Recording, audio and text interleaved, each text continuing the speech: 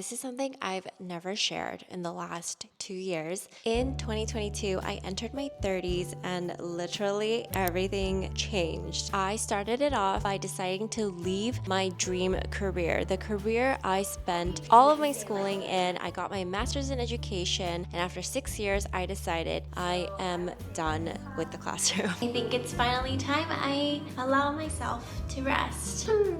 I moved to a new apartment and lived completely on my own before getting married. My long-term relationship of 7 years was turning into marriage, which is a very happy thing, but it can also be a lot of change at once. And then I moved churches after 12 years. We completely changed our community. With all of these changes, some of them are really good, but I was so sad. I was in such a funk that I would sleep, I would wake up, and I would just start crying. My husband was great. He did nothing wrong, but I was just alone a lot because at that time he was commuting. So I was just alone with my thoughts, and my thoughts were very, very loud. And it just goes to show that even positive changes can be painful. These were all choices that I was very excited to make. Sometimes even the right decisions can be masked in this feeling of sadness. Now, a lot of people are talking about starting over in their 30s, and it really got me thinking, wow, in my 30s, a lot of things felt like I was just starting over. But lately, I've been thinking a lot about the fact that you never actually start over. It may feel like you're starting over. That may be a good thing or a bad thing. Maybe you have new experiences, or you're moving to a new city and nobody knows you, but you're now taking what you've learned with you. Every year and every experience you've had has shaped you. So here are 3 tips, just 3 tips on how to properly reset your life and start over the right way. And by starting over, I mean reframing and rethinking what that means. Career changes can teach you a lot about yourself. Now, I chose to leave the classroom, but I know a lot of people right now are getting laid off, and it is completely out of their own volition. They are forced to let go of their career without a choice. And let me tell you, as sad and as scary as that is, rejection oftentimes leads to redirection. Letting go of something allows you to be open-handed and you can see what comes next. So I majored in education, which was basically a one-way ticket to being a teacher. During my program, I even flew to Europe for 2 months and I taught first grade. That's how much I loved the idea of being a teacher. And then when I came back, I got my first job. And in 2016, on my first day of school, I literally thought, is this my life for the next 40 years? And life is too short to spend 40 to 60 hours a week wondering, is this it forever? Now, this is something I've never shared in the last 2 years, but basically at work, I always felt like I had to walk on eggshells. I mean, there are great teachers and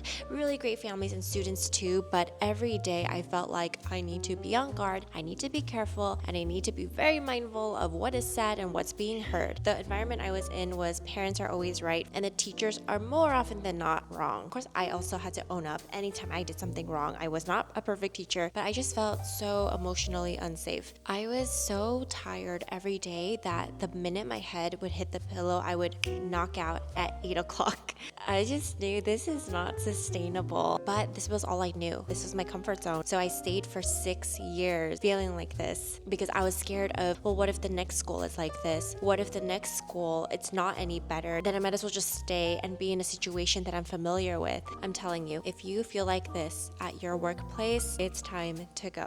It really doesn't have to be this way. So I left, and instead of going to a new school, I decided to just work for myself and continue being a full-time YouTuber. And I thought, wow, I am living every 10-year-old's dream right now. I mean, there's a lot of adults, including myself, that wanted this dream. This was my second dream, I guess, because teaching was my first. And I was even offered a job interview by Google to work for YouTube, and they interviewed me 6 times, and it took 6 months, and it was a lot, but it also showed me, what I'm capable of, because I never fathomed my life to be beyond the classroom. And so I realized I should really feel proud of myself. Yet I woke up every day feeling sad, feeling scared. I didn't have a 9 to 5 anymore. And that's when I learned I really value stability. That's just what makes me feel grounded. And the Lord really showed me that's not where I'm supposed to place my security in. So think, what makes you feel safe? What makes you feel regulated emotionally and physically? What keeps you regulated from your stress? Do more of those things. So I ended up with a different educator role that just really fell into my lap, and I just thought, do I want to go back to a normal job while doing YouTube? And decided, yeah, I do. The Lord provided this job at the most perfect time, and it would not have come another time. The next lesson is that life isn't about milestones,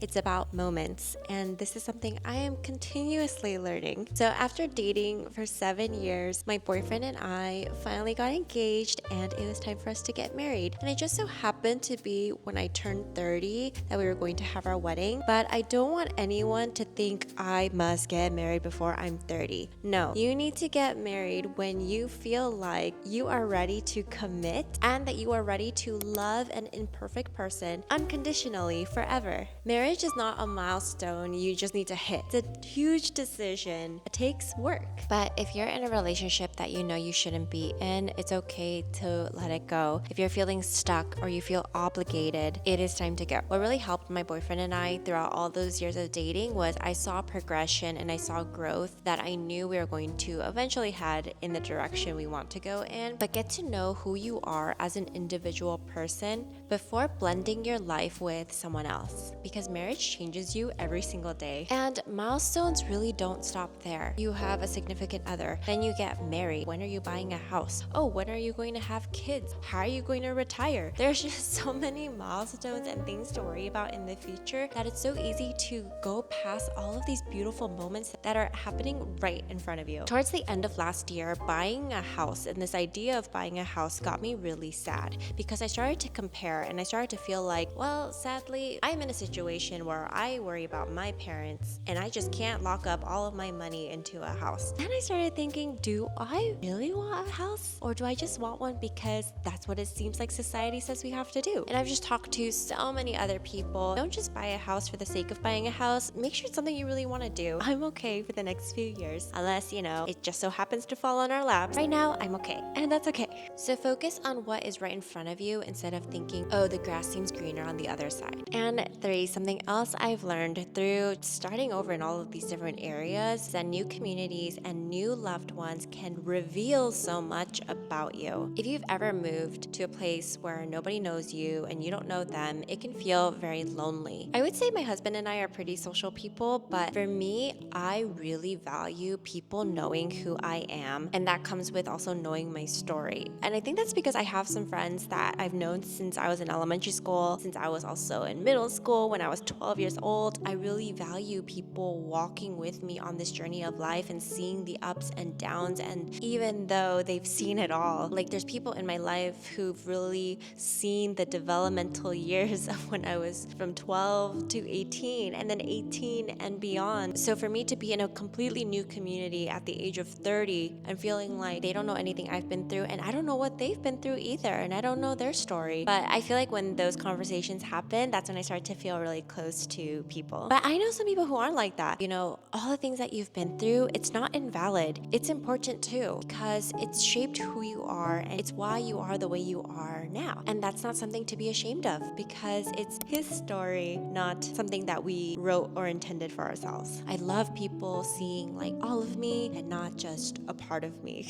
So if you feel like you're in a season where you need to start over, just know that you are not alone, and it's okay. It's okay to feel lost sometimes, because that means you are on your journey of figuring out something new about yourself. For me, that's truly trusting in the Lord's sovereignty and walking step by step with Him and understanding that He is revealing His will slowly. He doesn't just tell me what my next 40 years is going to look like, because that doesn't require trust if He just told me right off the bat. You deserve to know what it feels like to not be given up on, so don't give up on yourself and keep moving forward. This is just a chill conversation. If you like what you see, please like and subscribe, and I'll see you later. Bye!